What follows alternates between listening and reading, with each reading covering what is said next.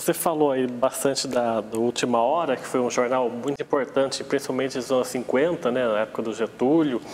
E você tinha, quando começou na faculdade com professores, tinha referências de jornalistas na sua vida? Você costumava ler jornal, nada? Muito pouco. E tinha poucos nomes como referência. Lia pouco, assim.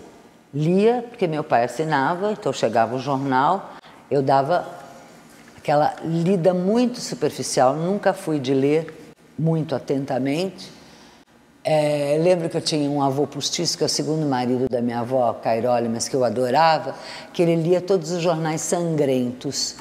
E eu tinha uma certa atração por ler as manchetes, isso eu lembro bem. Assim, eu achava a capacidade, não pelo conteúdo, mas a capacidade de atração e de síntese que as manchetes tinham. Eu olhava muito esse jornal, tipo Notícias Populares, alguma coisa assim. Mas eu não tinha, e nem tinha referência, tipo se tinha ídolos do jornalismo, não.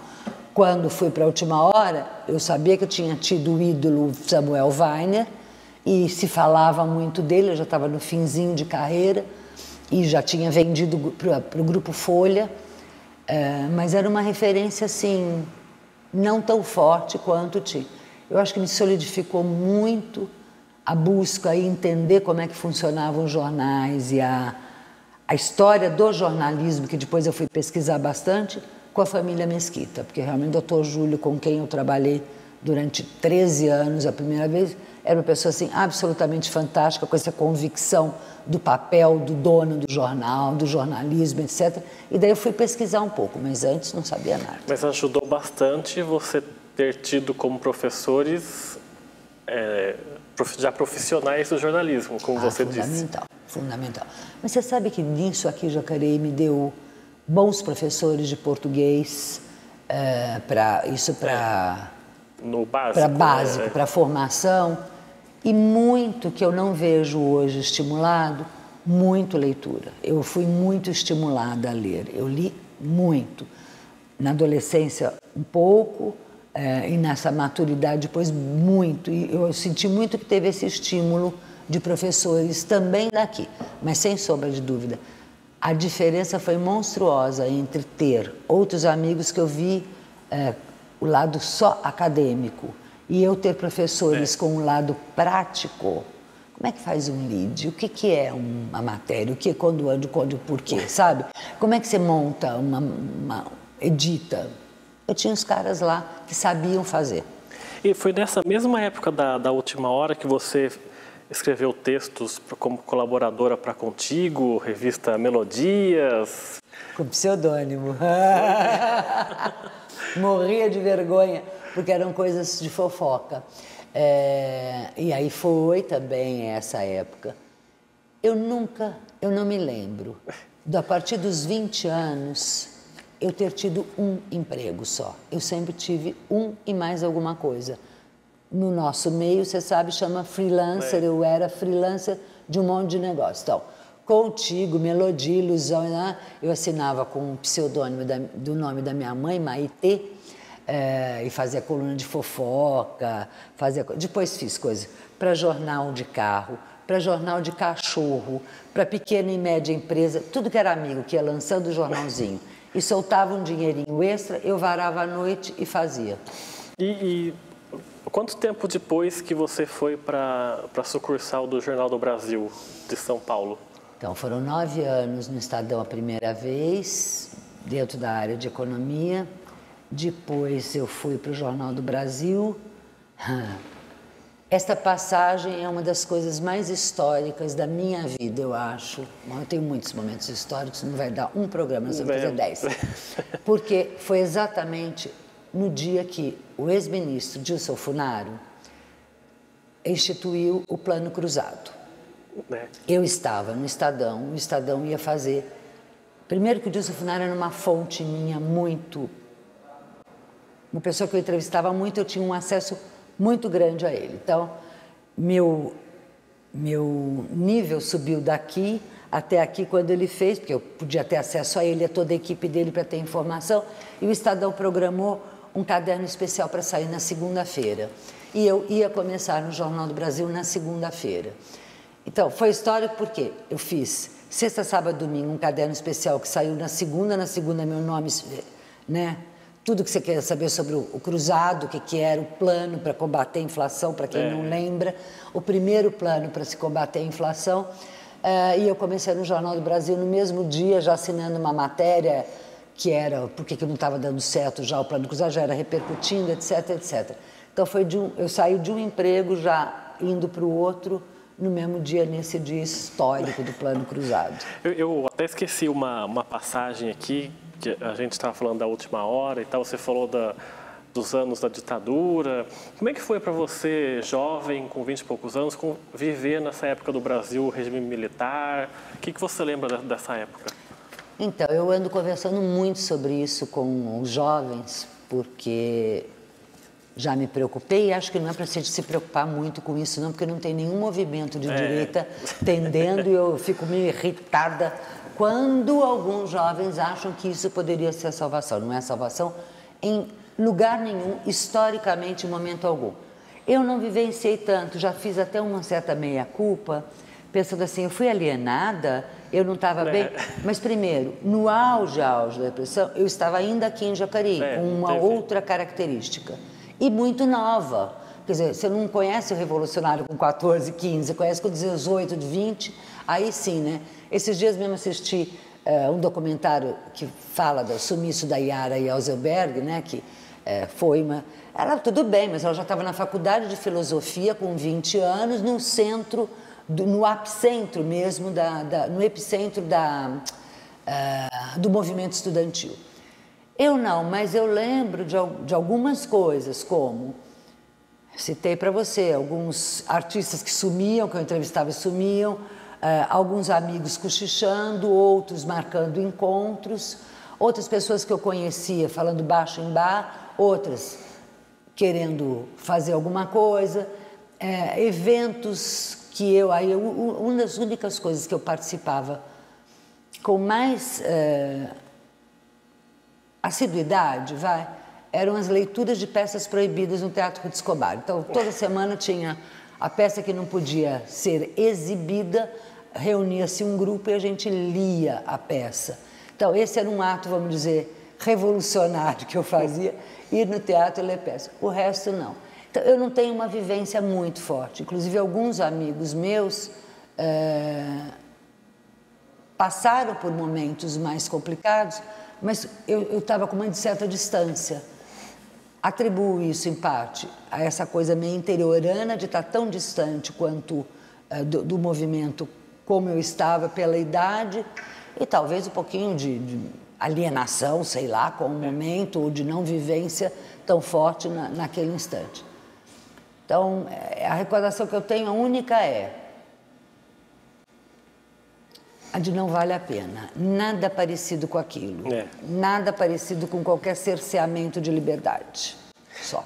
Agora, a gente pulando de novo, agora de volta ao que a gente estava falando do Jornal do Brasil, você sai do Jornal do Brasil para ir trabalhar no grupo Pão de Açúcar. E lá você tem dois momentos bem complicados, que foi o sequestro do Abílio Diniz e o Plano Collor, né? Conta como é que foi essa. Então... Sendo bom repórter, né? Googou tudo, olhou minha vida inteira. Também a passagem do JB, por isso que eu falo que a minha vida tem muita coisa de sorte. A passagem do JB para o Pão de Açúcar também foi um momento extremamente interessante, porque eu tive assim, 3 convites para voltar para o Estadão, para ir para a Agência Estado, que eu acabei indo depois, e para ir para o Pão de Açúcar. Então foram 3 convites. Acabou sendo extremamente positivo. Eu acho que eu vivi 3 situações. A primeira foi toda a estratégia do Abílio Diniz de, vou usar o termo, mas todo mundo hoje em dia sabe que é isso, o termo correto, de deter o poder, porque era dividido entre os irmãos. Então, toda a montagem da empresa profissionalizada, com todo o mérito da questão da profissionalização da empresa e o afastamento dos irmãos. Então, esse foi um processo bem desgastante, de muito trabalho, que ele precisava corresponder àquilo que eu sabia fazer, que era a questão da construção da imagem.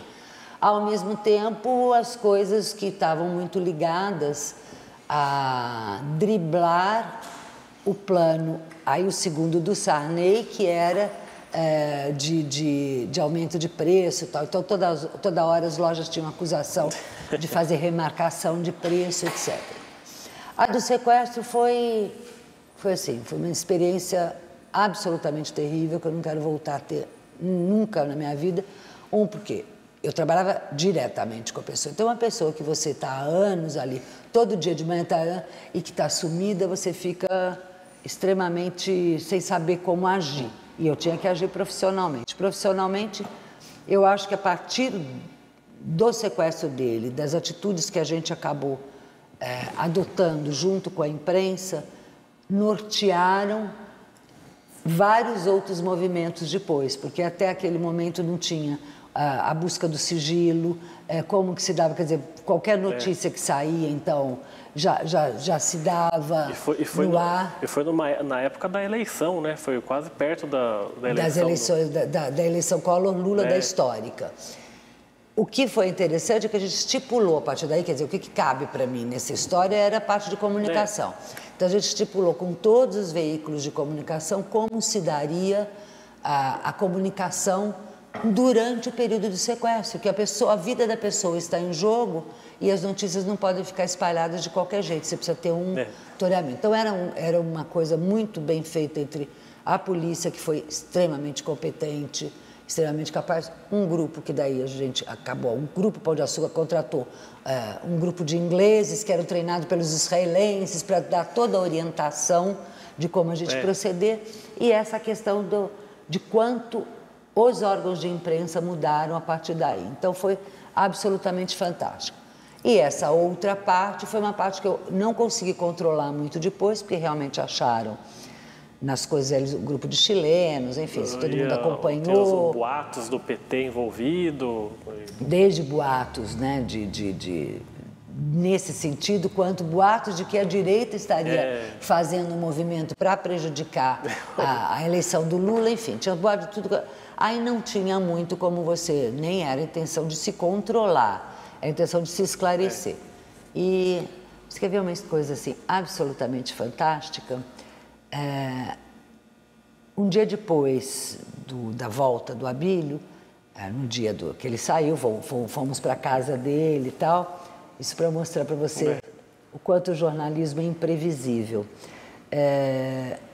Nós combinamos de dar uma coletiva para a imprensa no dia seguinte, na sede do Pão de Açúcar, então era um espaço muito similar a quase este da câmera que a gente está tendo aqui, eu não sei quanto que o teu telespectador está vendo, mas enfim, espaço enorme, eu montei 80 cadeiras sentadas, porque eu tinha toda a imprensa brasileira confirmada, combinei, vamos descer, aí alguém me vira e fala assim, mas a Globo não chegou. Como a Globo não chegou? Tem que estar todo mundo aí, está todo mundo aí, tá, então vamos começar sem a Globo, que daí já era meio daquela, né, radical, começa sem a Globo. Daí o Abílio, não, sem a Globo não começo, né, mais ou menos assim. Ok, por que a Globo não veio? Caiu um avião no meio, o avião aterrissou no meio do Campo de Marte, ali perto, naquela 23 de maio, sei lá, perto do Campo de Marte, e a equipe está lá. Então tivemos que esperar a equipe para começar a coletiva, ou seja, os imprevistos da imprensa. Eu falo muito, né? E em 92 você ganha o prêmio ESSO de jornalismo. Infelizmente não. ESSO eu não ganhei, tá? No Google que eu ganhei o ESSO. Poxa, por qual matéria? Por conta da implantação da agência, Estado... Bom, não, é verdade. A gente ganhou, mas é que é prêmio de equipe, não então é? É prêmio de equipe. Ai, meu Deus do céu. Prêmio da equipe, não, Então, eu acho que, de novo, é um capítulo assim, absolutamente maravilhoso. Ninguém imaginava alguma coisa como 1992, você falou. Ninguém imaginava internet. Não existia, não tinha o que a gente chama de internet. Eu fui chamada para o Estado para criar produtos e para essa altura eu já tinha uma visão um pouco mais abrangente do que só o jornalismo, enfim. Vou resumir, eu criei um dos produtos que eu achei que ia ter pouca duração, que chamava Fax Paper, que ele ia por fax, de manhã, logo cedo, na casa do empresário. E a gente tinha acabado de adquirir a Broadcast, que não era nada, era um produto que vinha por ondas de rádio com notícias de bolsa. E eu falei, isso aí pode ter notícias em geral. Então, na verdade, eu acho que a partir daí, enfim, sou eu e mais uma equipe maravilhosa, nós criamos o primeiro serviço de informação do Brasil, real time. Ele era online só para quem tinha a linha de rádio ligada. Então, ele não estava para todo mundo, mas é o primeiro serviço de informação e foi... Que hoje se transformou na agência Estado aí, hoje é a agência que fornece tudo para todo mundo, fornece informação e ainda tem a Broadcast, que é um dos maiores faturamentos da agência Estado, que é porque elas são informações sobre o setor agrícola, sobre bolsa, sobre minério, as commodities do mundo inteiro, aquele monte de telinha, a gente já vê também em filme, né? Aquele monte de telinha que você vê montada, assim, com gráficos, com coisa, é o que a Broadcast faz até hoje, né? A sua primeira experiência em TV foi antes ou depois de você trabalhar com o Sérgio Mota na... Foi antes. Foi antes? A sua primeira experiência em TV foi antes ou depois de você trabalhar com o Sérgio Mota na... Foi antes. Foi antes? Ministro, preciso ir. Entendi. Ele vira na frente de todos. Imagina aquela coisa grande do Sérgio Mota, de todos. Olha, vocês desculpem, viu, mas a minha assessora tem um compromisso, nós não podemos continuar a reunião, vai ter que encerrar a reunião às 4h da tarde de quinta-feira, porque a minha assessora não pode ficar, né, dona Fátima, na frente de todo mundo.